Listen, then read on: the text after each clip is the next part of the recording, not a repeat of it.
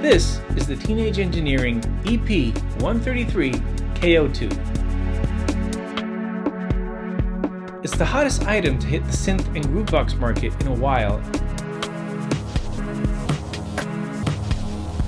And I honestly can't remember something being so universally hyped to the point of selling out everywhere in just a couple of days, while at the same time being so quickly riddled with complaints over build quality issues such as the now infamous Fadergate and Speakergate.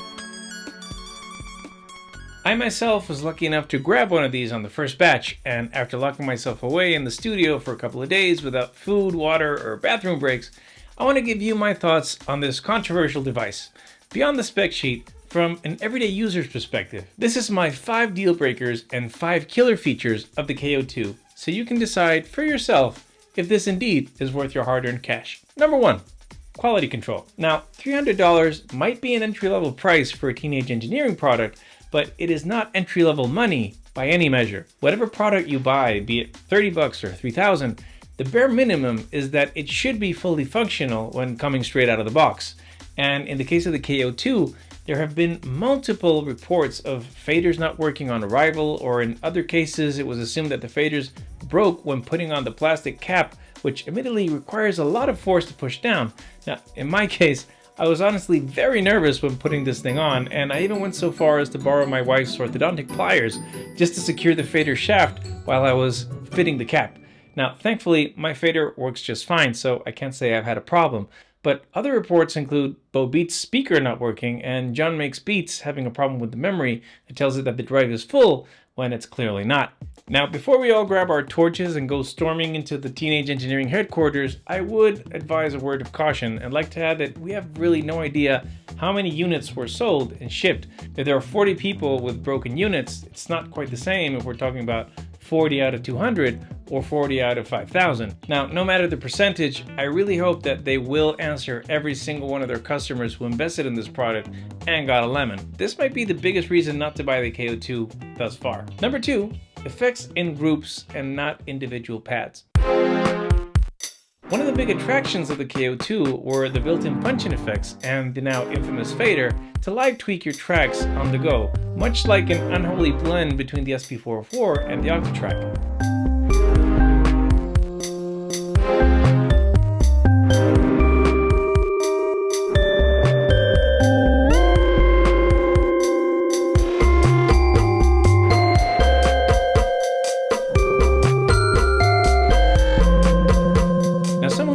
Samplers like me, this was incredibly appealing as I thought I could apply different effects to different individual sounds and mangle my samples into oblivion and back. However, I was surprised to find out that the effects are not individually assignable. They affect an entire group of sounds, basically 12 pads, group A, B, C, or D.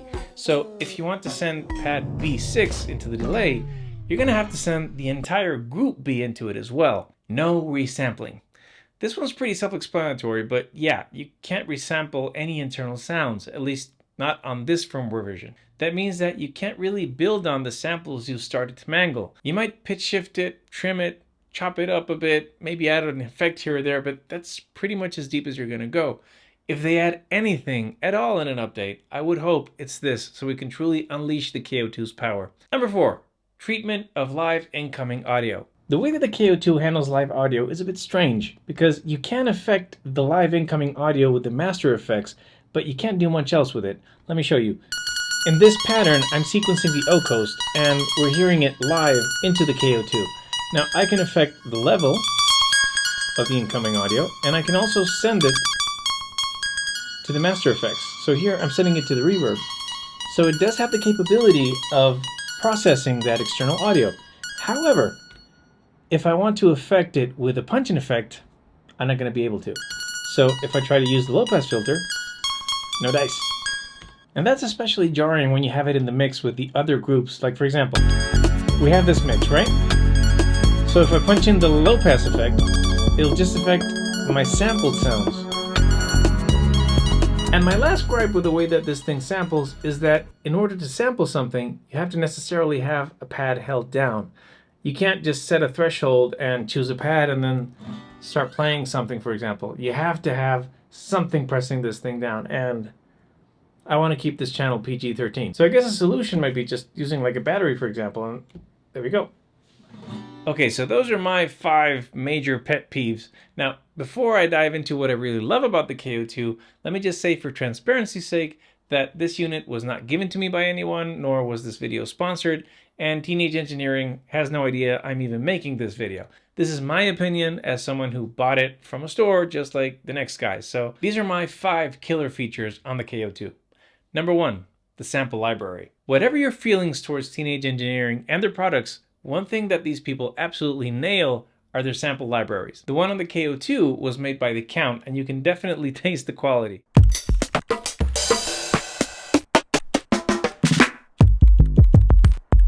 Everything from crunchy percussions to thumpy basses and beautiful keys, this thing has it all. It comes already preloaded with over 500 samples for you to choose from, and honestly, each one is even better than the one before it. Sorting through the samples is extremely fast, and it's strangely satisfying plowing through all of these sounds with the clicky-clackety buttons. Unlike many other samplers that almost double the KO in price, I felt I could actually use most of the sounds in there happily. Number 2, the pitch shifting algorithm is genius. In this kind of machine where one sample has to be stretched and shrunk into every single note, it's easy to get lots of noise and artifacts, making the pitch sample unusable in lots of cases. Here, there were times where I honestly forgot I was dealing with a sampler and I felt I was actually playing with a synth. I really have no idea if it has something to do with the file system that they're using, but when playing things like bass and keys, it not only sounds great, it adds a ton of character to the instrument. It's a very fine line between distorting and messing up your samples and giving them a distinct color.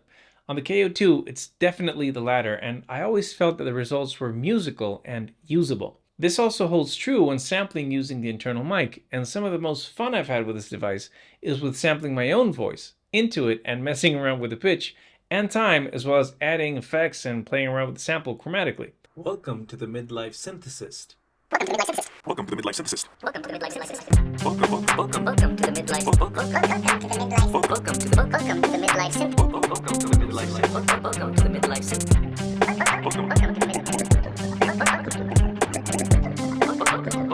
Now just imagine if you added resampling to this capability, sky would be the limit, and I would truly start to think of this as a standalone device. Number 3, easy to learn, hard to master. In this channel, I've reviewed a ton of gear over the last few years. Some were easier to learn, some were extremely hard and frustrating, so I can't stress enough how great it is when a piece of gear feels intuitive, it's fast to learn, and has a user-friendly manual to boot. I like to give credit where credit is due, and Teenage Engineering really knocked it out of the park with the manual for the KO2. It's full of practical examples, colorful graphics, and brisk and logical pacing. I was able to fully learn the device in just a few hours and was happily jamming very quickly. On the flip side, it does feel like it's a device that you can grow with and develop a skill with. I don't think it's a one-trick pony, and the combination of the powerful yet easy-to-use sequencer with the stackable punch-in effects makes me think that it's a device that's far deeper than initially meets the eye. Number 4, the punch-in effects.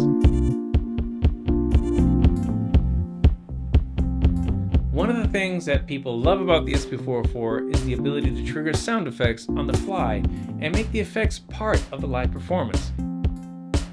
The KO2 carries on that tradition, and it is one of the most enjoyable kits to just sit on a track and start tweaking live.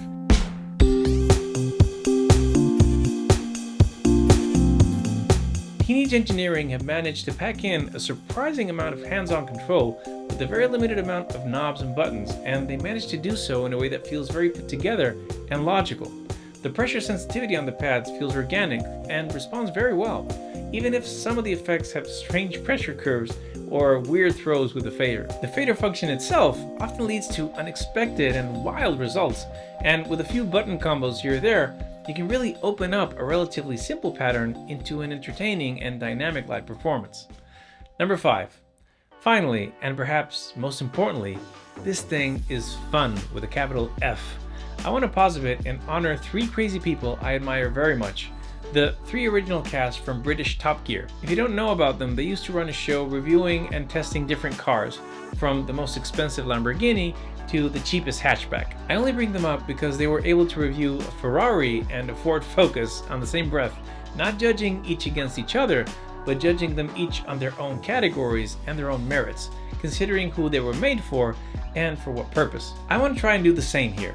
If the main focus of Teenage Engineering when designing the KO2 was for the user to have a good time, this thing is a roaring success. It's simple, it's quick, it sounds amazing, and it's just good old fun. As a reviewer, it's all too easy to get bogged down by the specs and our own expectations and forget that not everything is meant to be an MPC or a Push 3. So just as I did many years ago when I defended the original OP1 from the naysayers accusing it of being just an expensive toy, I'll don the mantle once again and say that KO2 might be just an expensive toy, but man, is it a fun one to play around with. Now, there's still a lot to say about the KO2, and whether it's just a fad or truly something special, only time will tell.